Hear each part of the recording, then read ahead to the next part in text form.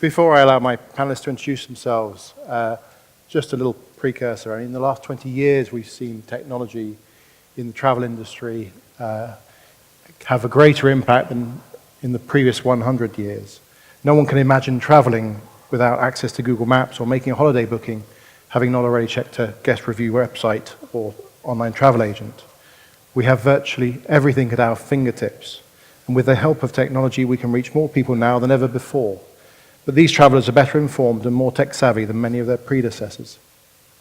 Jonathan was kind enough to introduce me. Prior to joining Hotel Partner, I was regional operations manager of a UK hotel management company, during which time I had the opportunity to be an early adopter of many technology solutions.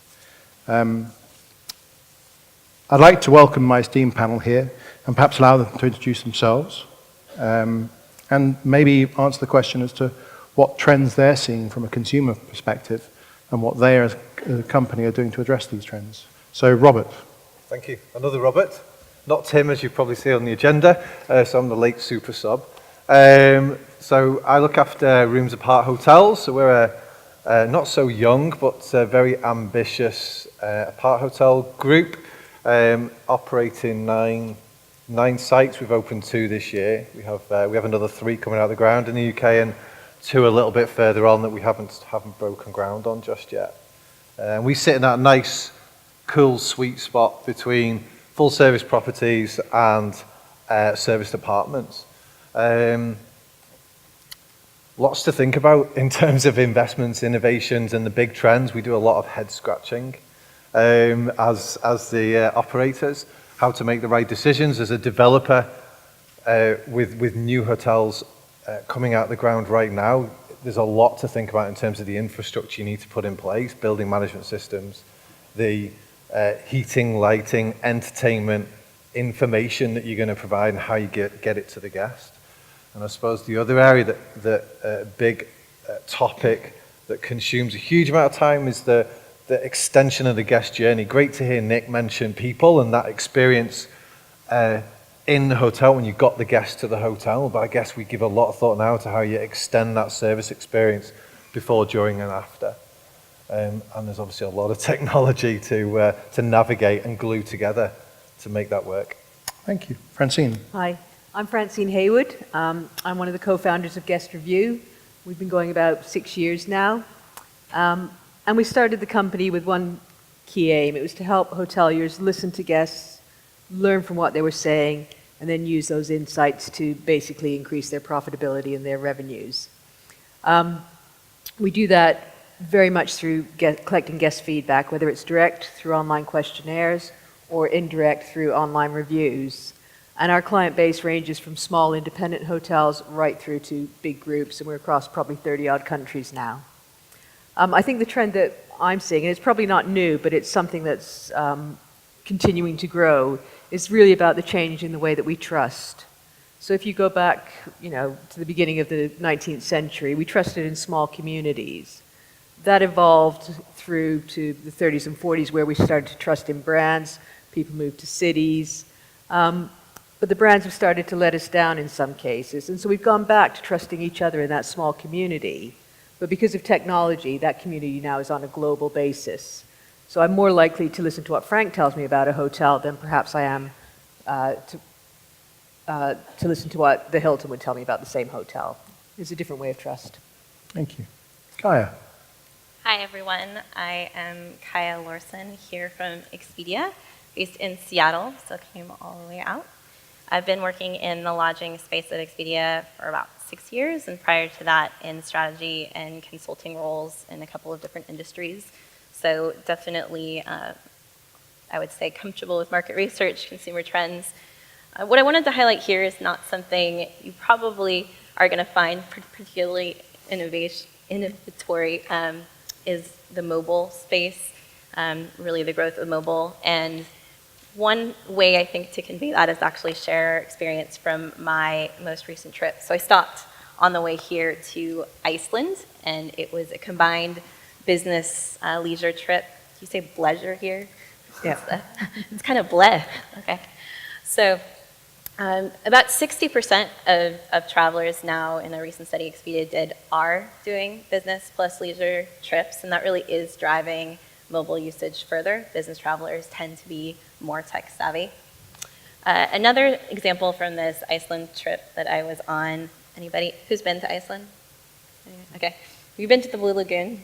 Yeah, so Blue Lagoon, the other thing there, tons and tons of tourists from China and from India. So tourism rates in China, India spend is growing 20% per year, and mobile is a really key part of those places. In many cases, they leapfrogged tablet and went straight to mobile. So I don't think mobile's going away for those reasons. Expedia has really been investing in the mobile space, looking at how to make our phones overall experience faster, looking at the customer journey as well and how phone fits into that. It's not just booking on the phone, it's taking pictures, booking trains, all of those pieces. And finally, also looking at how the mobile space will continue to transform. I think there's a lot of mobile applications being just right there that haven't been tapped into yet. And Frank. Hi, good afternoon, everybody. I'm Frank Reeves. I'm the co-founder and CEO of Avio. Avio partner with hundreds of hotels in Europe and recently in North America to ensure the direct channel, i.e. the hotel website, has sufficient overall share in terms of direct versus OTA, for example. So we champion a message around a guaranteed rate of 25% growth in direct business through partnering with us, and that's provided via, I guess, a very innovative AI-driven booking engine experience on the hotel website and the supportive services that go with that. We find that hotels that have too much OTA versus direct are really lacking the kind of e-commerce technology and support to deliver what really should be in 2018 and beyond a customer-centric, a guest-centric online experience. That's the beginning of the hospitality experience, I think, in reference to some of the earlier speakers.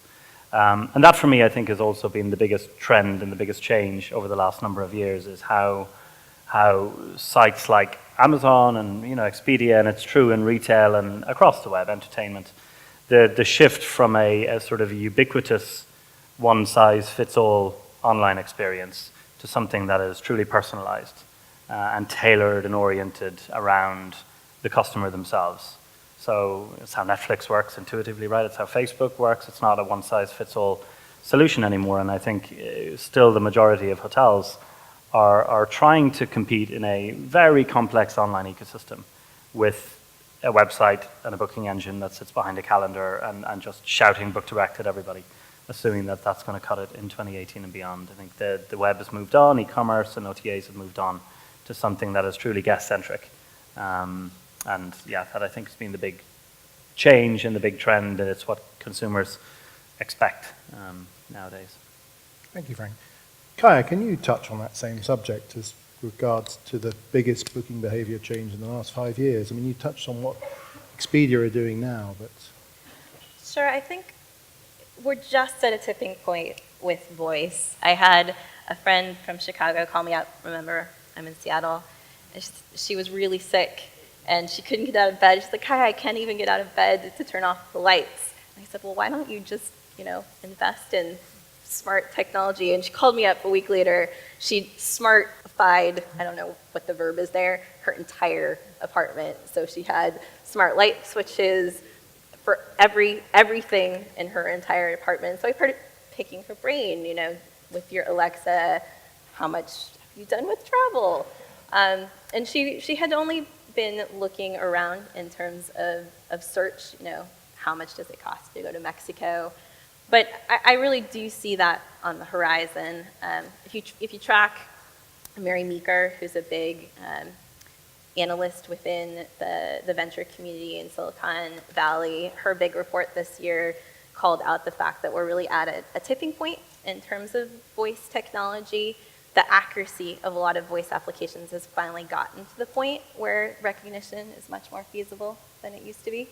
So really do think that while we haven't seen it yet, that 100 million people today currently using voice is supposed to get to 220 5 in terms of million smart speakers by 2020, and it soon could be the next mobile wave. So it's something we're really keeping an eye on with Alexa, with some of the we just had an announcement this week around our new Google Assistant for voice. So early days, but excited there. Just keeping on the subject of voice, I mean, Rob, can you see Alexa taking your next room service order? It's probably inevitable. It's definitely going to happen. I think it's still about choice for me. I don't think it's something you can push everything down through Alexa or through the TV or through the app. But to not provide often more than one choice is to neglect part of your market. So, it's going to be part of the mix for certain.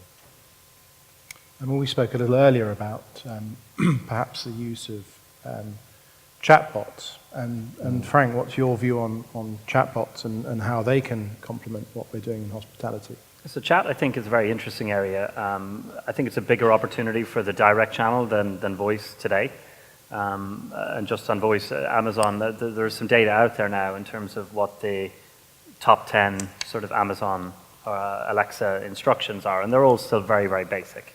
It's play this song, or, it's not basic in terms of the AI algorithms, you need to interpret that and play the music, but they're very basic instructions: set a timer, play this song, that sort of thing, turn on the lights, turn off the lights.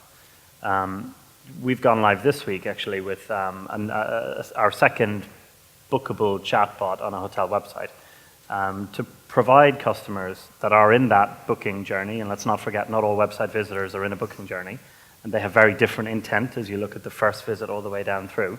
But in very many cases, hotel website visitors are there to book a room, and we've provided the ability now to entirely book and browse rooms and rates within a chatbot function, and to hand over to a hotelier where that conversation needs to go in that direction. And I think it'll be really interesting to see how consumers interact with that service. It won't be for everybody. It's not in your face. It's there if you need it. And at 2 in the morning, when you're looking at a traditional booking engine, but you've got a question, the ability of an automated chatbot in French or German or Japanese to answer that question. The technology is there. It's very accessible. Norfolk Towers Hotel in Paddington is an example of a hotel that is using chat that has automated booking all the way through. But I think the quality of information that you can glean from guests as well via chat is really interesting. So what are they asking? What are the questions that they're trying to find answers to that isn't maybe front and center on your website, but maybe should be? Rob, what's your thought as the only hotelier on the panel here? Again, it's got its place. We use a chat facility now with our CRS, but it's obviously only getting a response when you've got a manned CRS team. So, outside of that 8 till 8 current service, there's a great solution. Looking at Frank's example earlier on today, the multilingual possibilities, the out of hours possibilities, and again, it comes back to choice. And you look at how a customer, what a guest wants to involve themselves pre and post. There's an awful lot now that you can actually serve them, and they wouldn't even know it wasn't a team member, and it's probably quicker than team members can deliver. So it looks like it's definitely got its place, but it'll be part of the mix. It just won't be for everybody.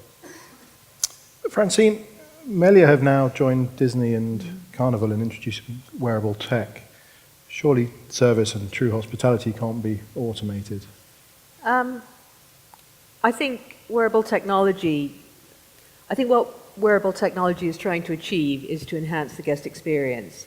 And I think, the ones that we see with Melia and Disney are things like unlocking doors and payment systems. And actually, when you look at how those have evolved over the past years, do you remember staying in a hotel when you got that big key on the wooden thing that you had to lug round or leave at reception?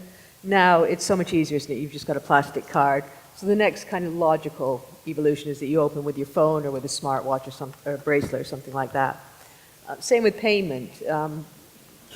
My fellow panelists are probably too young, but if you remember the 18 to 30s holidays back kind of in the 70s and 80s, where you had those plastic beads that you wore and you paid with the beads, so you didn't have to carry cash around with you. So all we've done is kind of evolved into paying now with our phones or with a smartwatch or something like that. And there's other things, there's, in-room messaging and apps. There's beacon technology so that you could, if you're a resort, for example, you can, alert somebody that happy hour is just about to start in the bar that they're, standing outside of. If your guests are looking to achieve certain things when they're with you, perhaps you're a wellness resort and you want to encourage your guests to book classes and make healthy choices off your F&B menus, then maybe gamification, so you reward that. And that's all done through the choices that they make and when they check in and out and things like that. But I think technology probably has another role to play. It's not just for millennials, it's about a mindset and how it can make a difference to guests. And to give you an example, my father-in-law is profoundly hard of hearing. He was working in the dockyards when he was younger, can't hear anything. He's got a smartphone, he got that earlier this year. It's changed his world, because suddenly now he can message with the grandkids and hear what they've got going on and have chats with them, which he couldn't do for the last few years. So as hoteliers, is messaging then going to open up your hotel to guests who are hard of hearing? Likewise, if you've got the ability to touch with your watch to get in somewhere or to pay for something, people who perhaps have mobility issues, is that going to make it easier for them? So in fact, instead of technology detracting from the service, are you then able to provide a much higher level of service, and perhaps a higher level of service to guests that you couldn't traditionally do that with? So I think really important with wearable technology is to see what, look at it from the guest perspective. What difference is it going to make to them? And then constantly check, did you achieve what you wanted, rather than just technology for technology's sake? And if you get it right from the guest perspective, their view on your service can only improve. Thank you, Francine. Kai, according to Oracle, 64% of US hotel guests said it was very or extremely important for hotels to continue investing in technology to enhance the guest experience. Internet of Things inspired hotel rooms are allowing our guests to unlock their rooms, set the lighting and temperature, and streamline their Netflix favorites from their smartphone. Should all new hotels be designed for both these as well as the traditional guests? I think it comes down to what you were saying about your grandmother or friend just getting a phone. I said grandmother because I was thinking of an example of my own grandmother. I think, trends will come and go. Going back 10 years ago when I started grad school, nobody had a smartphone, or very few people did. You look today, I was at this Iceland trip last week, 1 out of the group of 14 didn't have a smartphone. So I think it's really meeting the customer and the traveler where they are. If they're comfortable with that technology, then absolutely, start experimenting with it. If they're not, then maybe you have a hybrid solution where you can turn out the light with your voice and you can turn out the light with a handheld switch, and ultimately that transition happens. I think there's a really interesting application of technology that we're just tapping into. If you think about, it might be creepy, but say somebody's wearing a Fitbit and you actually know before somebody shows up at the hotel that they're agitated.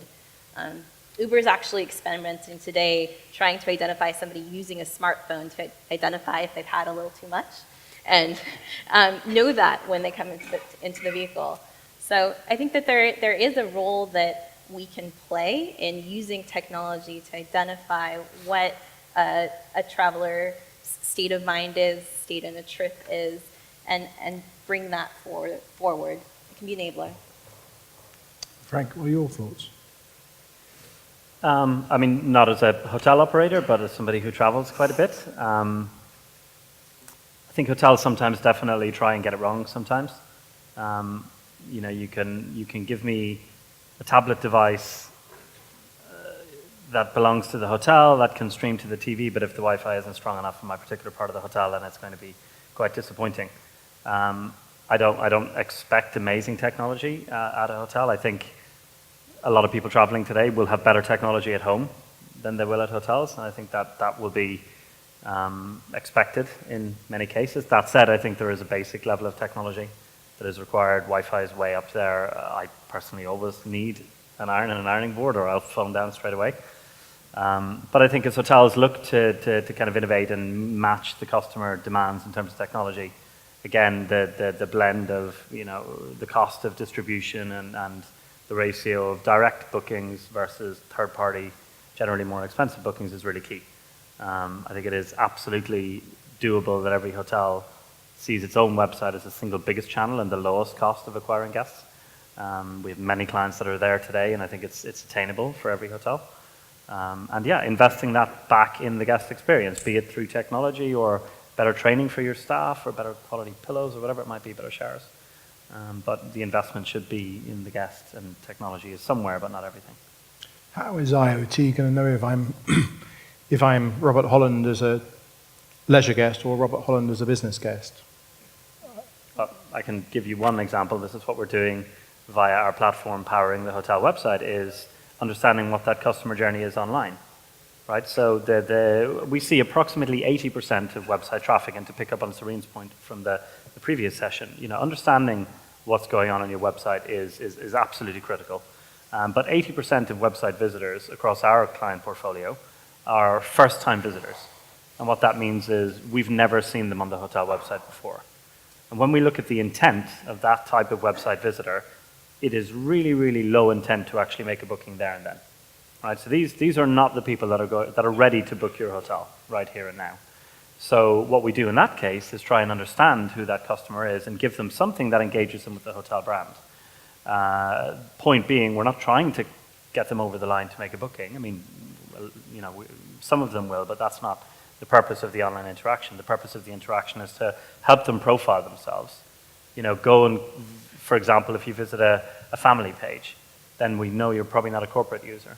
And we can use that information as you navigate the hotel website, and certainly as you come back, to make sure that you're seeing the family room types, the reviews from Francine's system that are, for the North American visitor that is interested in the family product. All the way through that online experience to ensure that we're not just delivering the right level of hospitality experience for that hotel and that guest, but that we're then handing that quality of information over to the hotelier to say that, okay, well, here's a booking, but this person, this customer, spent 20 minutes on your restaurant page, looking at the swimming pool, and went to the dining page but hasn't yet booked the restaurant or whatever it might be. So that the hospitality experience can kick in on site. So it's a lot more than just a booking. So can I just add into that? I think it's really important. We've talked about the Internet of Things. We've talked about the ability for direct booking. It's really important to be very clear, particularly now, we're all very much self-service when it comes to hotels. We find where we want to stay. We're not reliant on the high street travel agent. So it's really important that you establish expectations with your guest right at the beginning. So if you set yourself up as being, a high-tech hotel, then make sure that your Wi-Fi reaches all parts of the business. Likewise, if you position yourself as being a much more traditional hotel, then it's things like light switches. But set those expectations really, really clearly, and then exceed them. Your guests will be delighted. It's when you, say we do this and you don't, and you fall below par, that's when you end up with disappointed guests. And I think, Robert, to your point, it absolutely is about choice. I might want to use my phone to switch on the lights, but my husband might want to do it, manually. Yeah. So it's about choice for the guest. Let them work the way that is most comfortable for them. Robert, online marketing techniques have become more strategic and targeted, allowing hoteliers to reach the right audience with the right content. But has GDPR stuck a knife into our use of big data? Good one. I think GDPR is, does anyone here remember the Millennium Bug? Yeah. All that stress and frenzy that happened in 1999. I was working for this hotel group, Hilton, actually, at the time. And the amount of work we put in before December the 31st, disaster recovery plans, because all the old IBM PCs were going to collapse and all that kind of stuff. And then lo and behold, apart from the hangovers that may have occurred on January the 1st, everything else in the world was fine, and then everything carried on.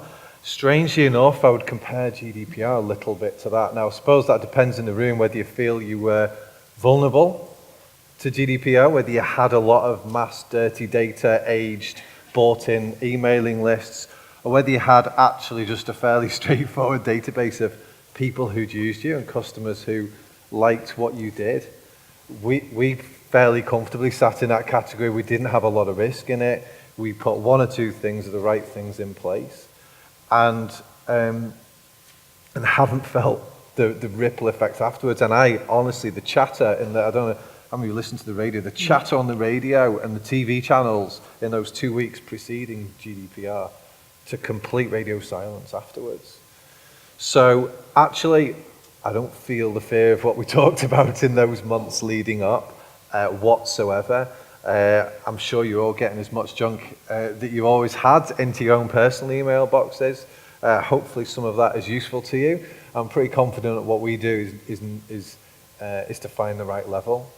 And talking so much about the big emerging trends, there's so much technology in terms of how many ways our digital marketing could influence the customer experience.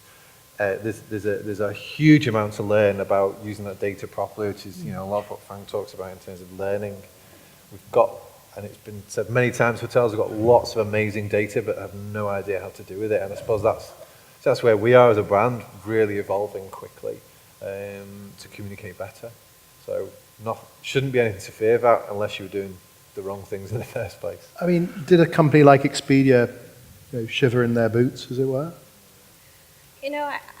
We've done everything to be compliant with GDPR. I think if you look globally, that is definitely where our attention is. Look at China and how they are taking some of the big data stuff to an extreme. I don't know if you read the sort of a tabloid piece, but it was a true story about a criminal that was caught in a concert through facial recognition, scanning the crowd. Kind of crazy, but they're using similar tools now. Flaggy, the travel arm of Alibaba, is using facial recognition for people signing up for a tour to identify them. So I think it is the direction that we're going. And one of the things that I think will be interesting in Europe is that something that slows things down. I'm out slightly more guarded in my answer perhaps than you. I think time will tell if that will be the case or not. Thank you. And just throw just maybe one thing that is kind of a gotcha when it comes to GDPR that people may not be properly aware of is that a very high number of internet users use ad blockers in their browsers, to stop all these annoying pop-ups. We've all been there. Some implementations of GDPR cookie consent fall into that pop-up area. So it may be that a lot of your website visitors are not seeing that opt-in GDPR consent message.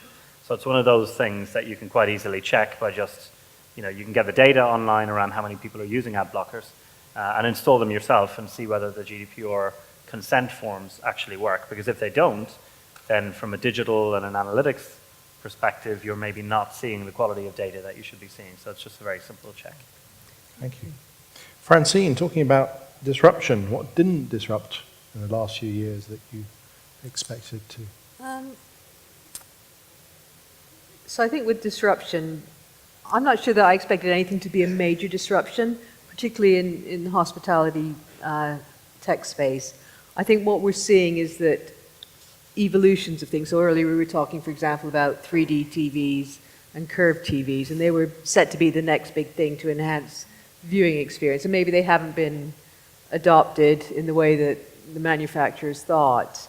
But what I do see is that we kind of try new things with technology. Maybe it doesn't work the first time and it goes away and it comes back. So I'm interested, virtual reality, we talked about that earlier. That was a massive thing, but it hasn't really taken off in the same way I would have thought perhaps with hotels. Maybe it'll come back in a different guise in a couple of years' time. So yeah, I'm not sure there's, from my point of view, there's been something that I expected to change the world that hasn't happened. Frank, you mentioned Google Glass earlier. Well, I was thinking we made a big investment when Facebook opened their API and allowed companies like us to develop a feature where you could book end-to-end within a hotel's Facebook page. We assumed and we thought, and every indication was that, okay, Facebook's going to be a booking channel. So we spent the time building and sort of enabling our clients with bookability end-to-end within Facebook, like we've done now within Chat. And it just never lifted off, really. Facebook is clearly, at least today, Facebook is, it's a marketing and a sharing and a social channel, and it doesn't seem to be, even if you arm your Facebook page with the ability for a customer to book, it doesn't seem to be what people want to do on Facebook. And we definitely felt that, having spent a bit of time on the investment side, that it never never quite lifted. Kaya, did you also experiment with Facebook and other social media platforms? Well, we definitely have spent a lot of time there thinking about content marketing of late and how we invest in content. It's been an area, going back to your mention of VR and video, we've been doubling down there. At this point, it still isn't the main booking channel. And I'd say in general, I don't know about in the EU, but the marketplace aspect of Facebook hasn't taken off in the States the way some people projected that it might. So I think it's still something that they're trying to crack. Frank, how can we be innovative when there are so many barriers to accessing legacy systems? I think this has been a real pain point in the hotel space in terms of, hotels wanting to do things that are innovative, or tech companies wanting to give hotels, tools and services that are innovative and help them maybe compete, with the complex online landscape. And I think, the nature of innovation is to be disruptive, is to be non-standards driven, because we're pushing the envelope and trying to do things differently. And from my perspective, running essentially an e-commerce company helping hotels, you're then trying to take some innovative, disruptive thinking and then figure out how to shoehorn it into, some legacy systems, because you've got to integrate with this, that, and everything else. And it's been a barrier, and I think it's been a barrier that has, in some cases, held hotels back from sort of moving forward. I do think that that's changing a bit. I mean, let's take PMS. They're moving toward proper cloud native, more of an open API approach. Whereas previously you'd go to the back end of an integration waiting list and spend 10, 20 grand and get your product interfaced and have to scale back on features because those features don't connect with this legacy API. So I think that's changing, but I think, again, the nature of innovation is to be disruptive, in a standards-driven, industry that is sometimes quite conservative hasn't been very helpful. If I could just add in, I absolutely agree with Frank. It sometimes is very difficult as a technology company to drive the legacy systems to change. And the frustration can be immense from our side as well as the hotelier side. So, I would strongly encourage you as hoteliers to be having those conversations with your legacy system providers to, talk to them about being more open, because ultimately, the win for you is that you get a technology stack, a range of solutions to address each part of your business that all works together. And that's got to be the ultimate goal. The integration should be our problem. Yeah.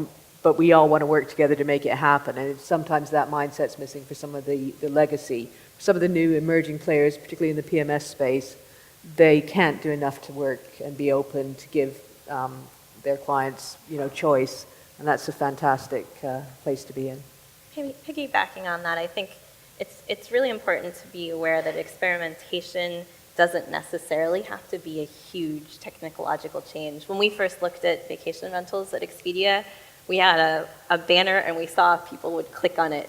And then we added the ability to, link off to HomeAway at the time and be able to book there. And, slowly we found that was working and we ultimately made the investment. But it was a very small thing up front. So really think about, what is that one small thing that you could try, not a big investment, and have a portfolio of things that you're looking at that are all making those small changes. The other thing is it needn't be technology. Like a lot of players are experimenting with business model changes, and that's much more of a positioning play than it is a technology one. Kaya, carrying on that subject, you interestingly would use a predictive app to book your next holiday. So in a way, I already have. I recently, it was last year, I went to a conference that a Facebook targeted ad had suggested I go to, and it actually was interesting to me. It was a leadership event. It was in the Bay Area. I have had a couple things now pop up that I've had some interest in, and there's some basis for that. What you like, who your friends are, it does signal some things about what your preferences will be. For some people that's creepy, but for others it's useful. And I think as long as you are aware what you're opting into, it actually has some pretty useful applications. Thank you. Frank, should we be preparing ourselves for Bitcoin and other cryptocurrencies? That's a big unknown, isn't it? I think one thing to bear in mind in terms of Bitcoin, and so who knows, right? Blockchain, definitely yes. That sort of that platform, that approach to technology, absolutely, will be disruptive. Whether it'll be disruptive and sort of virtual currency, who knows? But the concept of virtual currency is one that kids these days are highly comfortable and familiar with, right? In the way they game, right? And they'll buy virtual coin and they'll trade virtual coin on on an open network for new features and new weapons and new skills and all the rest of it. So virtual currency and trading and exchanging virtual currency is something that generations of people are just very, very comfortable with. There's a good entrepreneur and sort of public speaker called Gary Vee. I think @GaryV is his Twitter handle. Loads of online content, and one of his recent videos was about Bitcoin and Ethereum and whether it was really going to take off. And he sort of advocates strategic patience, like keep an eye on it, don't bet the house on it.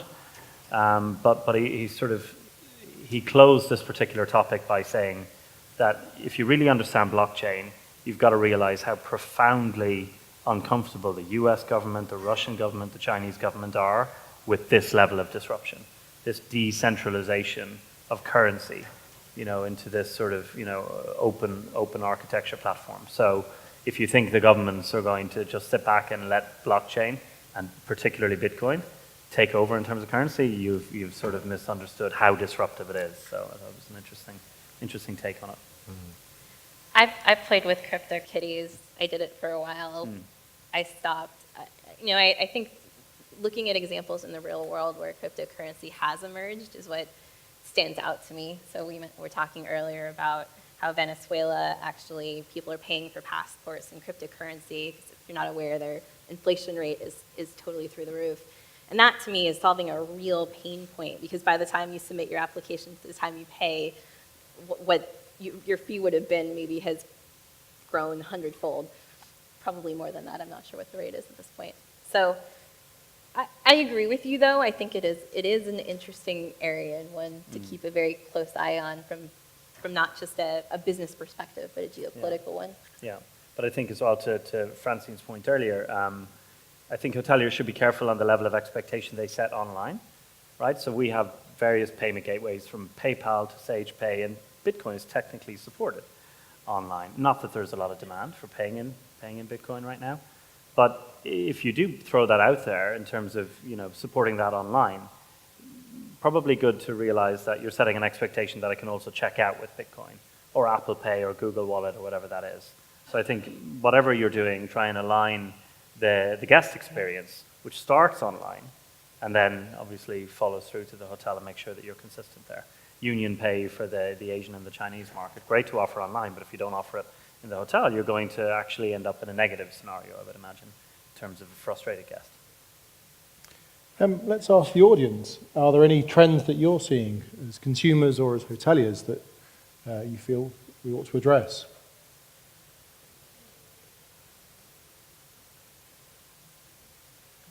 Here we go.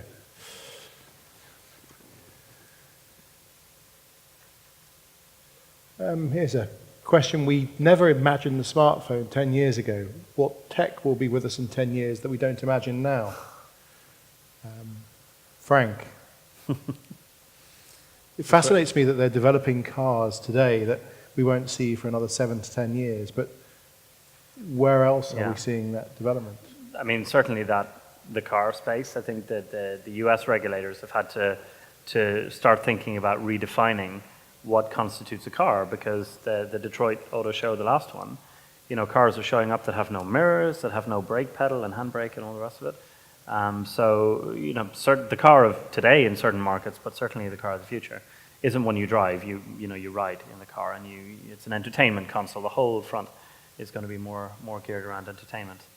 I think what is very true is that the brands that will succeed online will take their ability to deliver something empathetic into the online space. So we're completely immersed in technology, and the time we spend on a digital device has just increased year on year. So there's no indication that's going to change. Netflix is entirely tuned and geared around me and gets more relevant and engaging to me the more I use it. And this is how e-commerce works now. It's all based around me. I think brands that will be GDPR is another component of that. It's my data, right? I'm in charge. I'm the customer. I think that certainly is what's going to drive successful strategy going forward as well. Julie asked the question, and Rob, maybe to you, what trends would you advise hoteliers to avoid right now? What are you avoiding in your new products? I guess it's getting ahead of something that is new. We obviously mentioned about things like VR and that kind of experience. Those might be big investments. Obviously, things that come with a big pound sign in front of it, you're going to think twice about. If it doesn't come back to improving your people and your processes, or if it doesn't come back to smoothing and making a friction-free experience for the guest, then I'm going to think twice about it. I'm going to think more than twice about it. Most decisions have to come back to that efficiency opportunity. As an operator, you obviously got to be lean and mean, but from the guest perspective, if it's not going to make them feel better, then you're better off spending your money on a great mattress. Francine, does the answer to improving guest experience using technology lie in consolidation, e.g. using a single smartphone app to communicate, control tech, and pay? I don't think it necessarily lies in consolidation. I think it lies in choice. So it might be a smartphone with an app for me. For Robert, it might be several devices that he uses or traditional light switches. I think if you're going to use technology, it's really about letting the guest choose which bit and how they engage with it.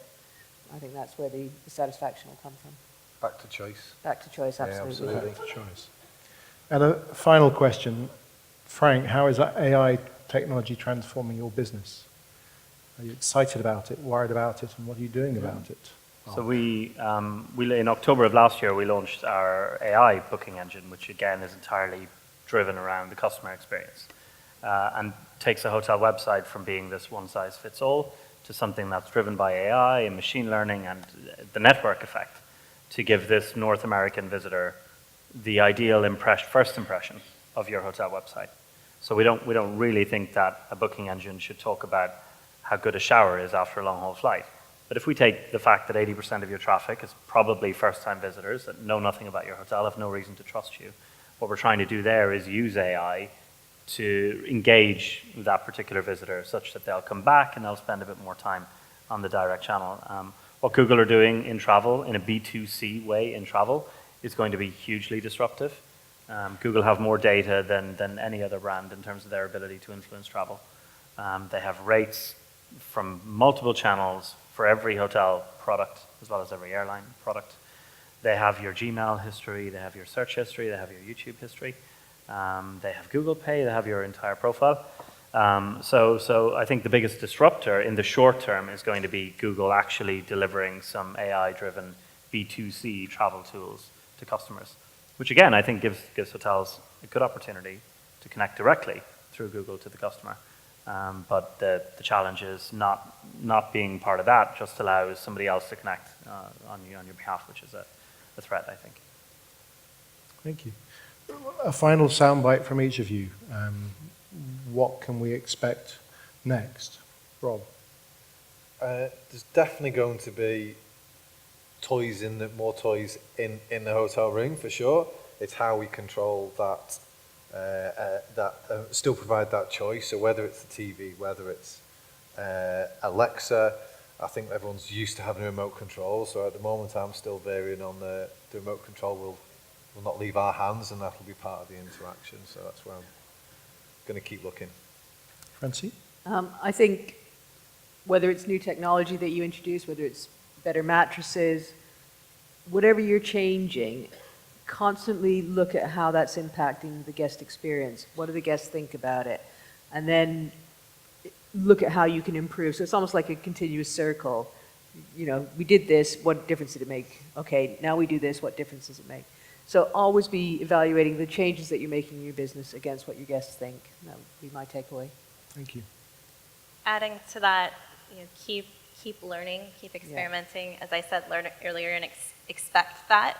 I would say the experience with one traveler, what have you learned from it that you can apply for every traveler after and make that experience better?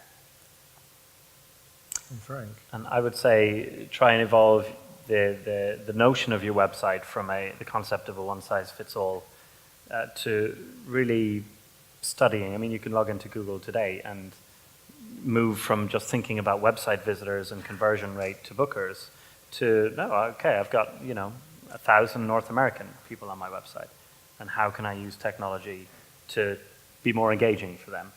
And all the way down the booking funnel. I mean, we are today, it's almost, I don't know, it's sort of ironic that for a hospitality industry, we are trying to sell rooms to people on our website that already have a booking, because we're just shouting book direct at everybody.